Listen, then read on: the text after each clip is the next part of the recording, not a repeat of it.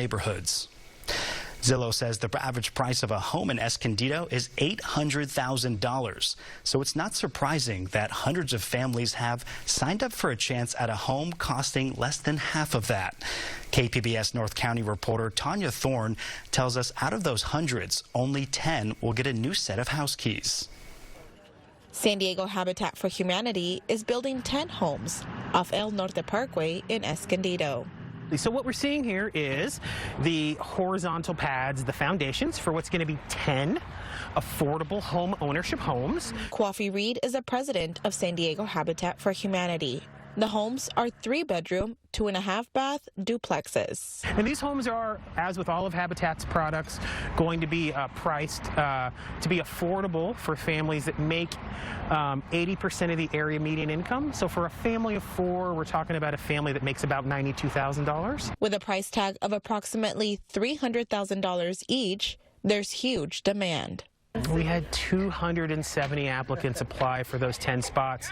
It's tough, right, because the median price for a home in San Diego is, as we all know, $800,000 or so dollars. And so for working families who are trying to make that leap into home ownership, it can be really tough. Escondido Council member Consuelo Martinez says she isn't surprised so many families applied for the chance at affordable housing.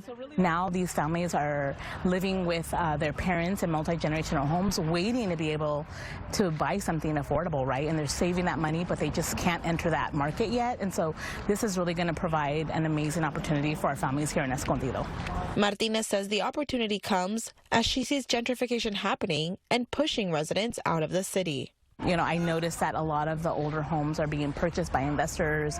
They're being gutted and remodeled and sold at a really exorbitant price. So it's really pricing out a lot of folks. So for me, it's something that I'm very concerned about. I don't want my residents to be displaced. Although 10 affordable homes is a small feat, Martinez says it's a start in the right direction at having more affordable housing in Escondido. A start that Maribel Valle says many families hope for. Valle works as a liaison for families at Mission Middle School and let them know about the opportunity. I immediately started, talking to my families and letting them know, this is happening, you should apply, because I know the need. I know the need in this community. So. As she was promoting the application, Valle realized she also had a need for an opportunity like this. When I started looking at the requirements, I began to think of myself too. I'm in that situation, so I did go through the application process. She's currently renting a room and doesn't have the space for her children. If she is selected, she says it would change everything. It would be beautiful to have my children back with me living, and it's something that I'm hoping for.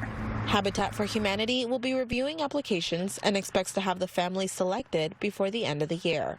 For us, what that means is we get to pick 10 extremely qualified, hardworking families that fit all of the criteria that you'd like to see, but it breaks our heart that we had to say no to some 260 plus otherwise really qualified families who also deserve this dream of home ownership. Families must be in need of improved housing, willing to participate in the building of the home, and have a stable income in order to qualify. The city of Escondido and the state each contributed $1 million for the project. Reed says it's those partnerships, donors, and volunteers that make their mission possible. We have costs for our development that aren't as high as market rate, but they're pretty close.